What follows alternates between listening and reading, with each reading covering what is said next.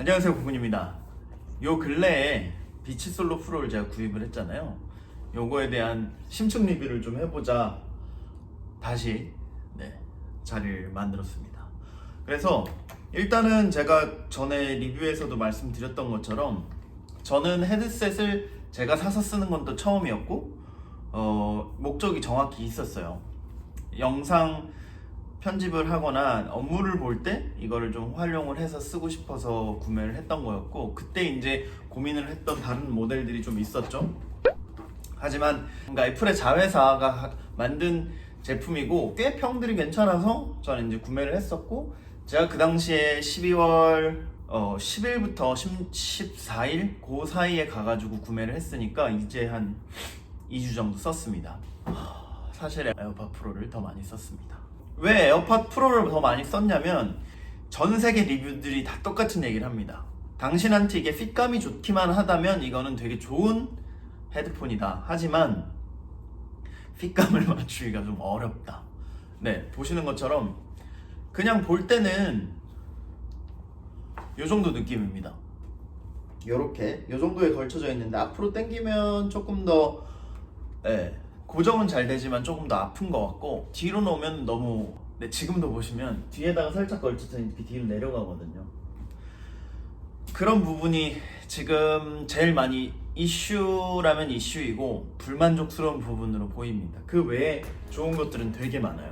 자, 첫 번째로 장점은 헤드폰으로서 되게 좋습니다. 그러니까 헤드폰이 갖고 있는 장점이 있죠. 그냥 이렇게 막아버리니까 그냥 좀 더 공간감을 이제 음악이나 영화를 본다거나 할 때 더 느낄 수 있다는 장점이 확실히 두드러지고, 노이즈 캔슬링은 사실 굉장히 괜찮습니다. 오히려 제 경우에는 반대로 노이즈 캔슬링이 너무 잘 되는데 얘도 귀에 이렇게 딱 맞아서 들어가 버리니까 이렇게만 끼고 있어도, 그러니까 외부 수음 모드로 끼고 있어도 사실은 굉장히 조용해요. 그 정도로 헤드폰으로서의 기능은 되게 좋고요. 노이즈 캔슬링이 아닌 외부 수음 모드에서도 내 목소리도 지금 되게 잘 들릴 정도로 괜찮습니다. 그리고 가장 베스트는 음악을 듣고 있거나 영화를 보실 때 여기에 있는 이 버튼 하나만 누르시면 그게 왔다 갔다 해요. 그러니까 노이즈 캔슬링 갔다가 외부 수음 모드 갔다가 되게 쉽게 가는데 여기에 딜레이가 전혀 없습니다. 잠깐 그 원래 듣고 있던 음량이 잠깐 내려갔다가 올라가는 그런 수준으로.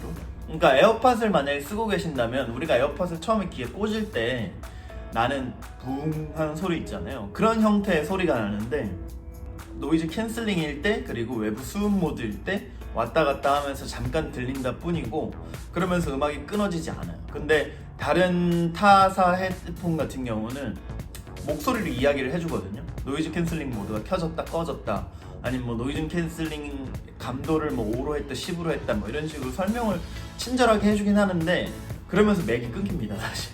그 다음에 애플 기기 간 연동이 사실 되게 쉽죠. 어쨌든 얘도 애플 아이디를 쓰고 있는 그 제품들 사이에서는 그냥 잡아서 끌어서 당겨주는 것만으로 바로바로 연동을 시킬 수 있으니까 그 과정 하나를 없앨 수 있다는 게 굉장히 장점입니다.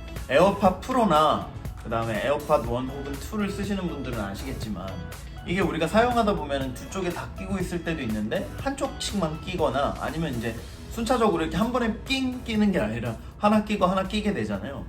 그랬을 때 한 번씩 가끔은 어느 한쪽이 연결이 안 될 때가 있어요. 그러니까 얘 혼자만 연결이 돼 있고 그래서 막 다시 꽂았다가 꼈다가 뭐 이런 경우가 있는데 얘는 그렇지는 않습니다. 물론 헤드폰 특성상 이게 하나로 움직이니까 그럴 수밖에 없겠지만 그게 안 된다는 게 되게 좋고, 전화 기능에서는 에어팟 프로 같은 경우는 사실 이게 짧아지고 그렇게 되면서 약간 제 체감으로는 상대방이 통화하기를 되게 불편해 하더라고요. 잘 안 들린다라든지. 그러니까 그게 뭐 일반인뿐만 아니라 그 114 안내원분들이랑도 통화를 해보면 뭐 고객님 잘 안 들리는데 다시 말씀해 주시겠어요의 경우가 굉장히 많더라고요. 에어팟 1 혹은 2보다도 훨씬 많습니다. 근데 요거 같은 경우는 어떻게 보면 마이크가 여기 달려 있거든요. 이렇게 달려 있는 게 단데 이걸로도 충분히 되게 통화하는데 불편함이 없었어요. 그러니까 상대방이. 저는 에어팟 프로도 좋고 이것도 좋은데 어쨌든 상대방이 이제 잘 들려야 되잖아요. 그냥 접으면 꺼진다는 거, 그리고 펼치면 켜진다는 거, 그게 확실히 진짜 좋았습니다. 뭐 전원 버튼을 누를 필요가 없다라는 게 사실은 뭐 지금 다 자동으로 어느 정도 이렇게 절전 모드 들어가고 하긴 하잖아요. 근데 그럼에도 불구하고 확실히 배터리 사용 시간이 그 40시간이라는 뭔가 한정된 시간보다도 훨씬 더 길게 느껴집니다. 그리고 USB-C 포트가 아니라 라이트닝이라 아쉽다라고들도 많이 하시는데, 뭐 우리가 바꿀 수 있는 부분이 아니긴 하지만 어쨌든 간에 그런 부분에서 아이폰 유저로서는 사실은 딱히 불편할 게 없어요. 그러니까 맥북 쓰거나 아니면 다른 거를 쓰면서 라이트닝 케이블을 갖고 있는데 얘를 같이 충전도 할 수 있다는 거기 때문에, 그러니까 아이폰 충전하기 위해서 들고 다니는 라이트닝 케이블이 있으면 뭐 다 할 수 있는 거니까요. 그래서 사실 저는 그게 불편하다고 느끼지는 않았던 것 같습니다. 그러니까 장점이 더 큰가, 단점이 더 큰가를 이제 비교를 해봐야 될 텐데, 단점을 다시 이야기를 해봐 드리자면, 제일 첫 번째 제 구매 이유였던 착용감이 너무 그냥 불편합니다. 그러니까 지금 제가 여기 같이 일하시는 형님, 이 소니의 X1000죠? X1000 제품을 쓰고 계셔가지고 제가 빌려서 이렇게 껴봤는데, 얘 같은 경우는 이렇게 끼면 일단 압박을 해주는 강도가 좀 달라요. 네, 압박의 강도가 없고 이 헤드가 큰 대신 귀를 덮어주는 거죠. 그러니까 귀를 덮어주니까 확실히 압박감이 없습니다. 근데 얘 비츠 같은 경우는 이렇게 사이즈가 딱 제 귀를 누르는 느낌이에요. 그러니까 귀 구멍을 스피커가 붙어 있는 거고 나머지는 이렇게 귀를 눌러버린다는. 그러다 보니까 일단 사람들 머리 사이즈에 따라 다르겠지만 제가 봐도 지금 이미지로 보면 막 엄청 조이는 것 같은 느낌은 없거든요. 근데 여기서 더 늘어난다고 해봤자 이 상태에서 이렇게 써봐도 그 압박감이 없어지진 않습니다.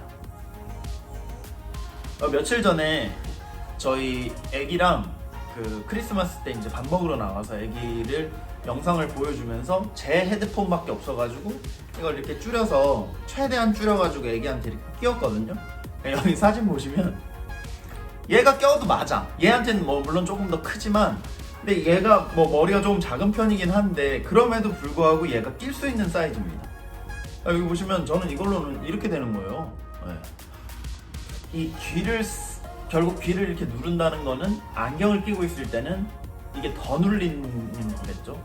그러니까 지금 이 X1000 같은 경우도 결국 안경을 끼고 있으면 이렇게 눌려지기 때문에 이 윗부분의 압박감이 안경을 누르는 건데, 얘는 안경 고리가 여기 있으면 귀를 얘가 같이 누르니까 결국 더 아픈 겁니다.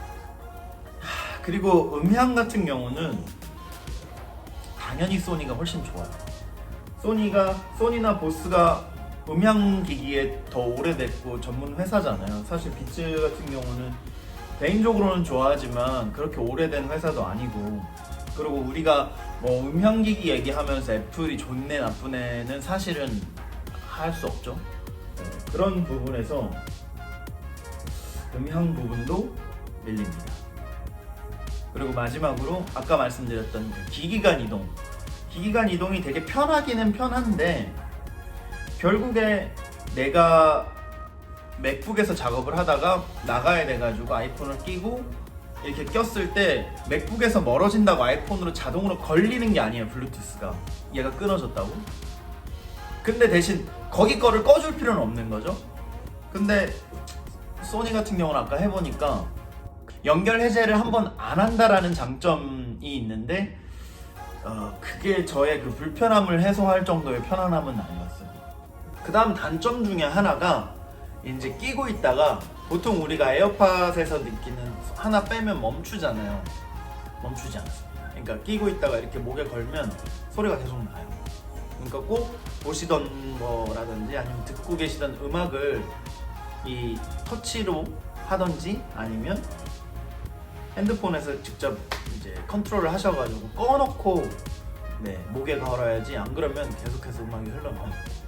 그래서 일단은 제가 지금 이렇게 2주 정도 써보면서 느낀 이 비츠 솔로 프로 혹은 헤드셋에 대한 저의 견해는, 첫 번째로 비츠 솔로 프로는 아쉽다, 저에게는. 첫째로 아쉬운 건 착용감.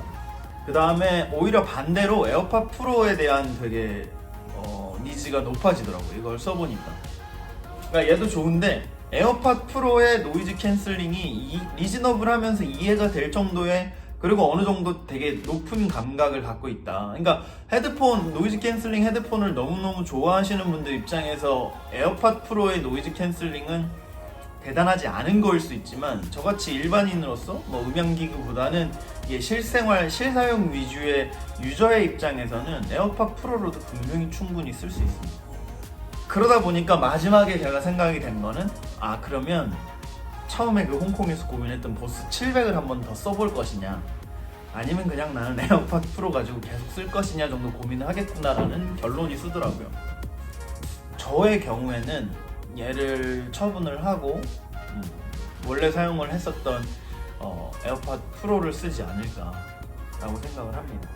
물론 여기에 지금 QC35도 안 써봤고 그 보스의 700도 안 써봤지만, 일단 제가 제 기준에서는 여기다 15만원, 16만원 더 투자해가지고 헤드폰을 꼭 가야 할 이유를 사실 못 찾을 정도로 헤드폰 자체에 대한 니즈가 좀 떨어졌다는 게 결론이었고, 그 다음은 얘 같은 경우는 조금 더 써보기는 하겠지만, 혹시 마음이 맞는 분이 계셔가지고 이거를 구매를 원하신다면 얼마든지 저는 원래 샀던 가격, 그리고 지금 한국에서 발매하는 가격보다도 싸게 팔 생각이 있을 정도로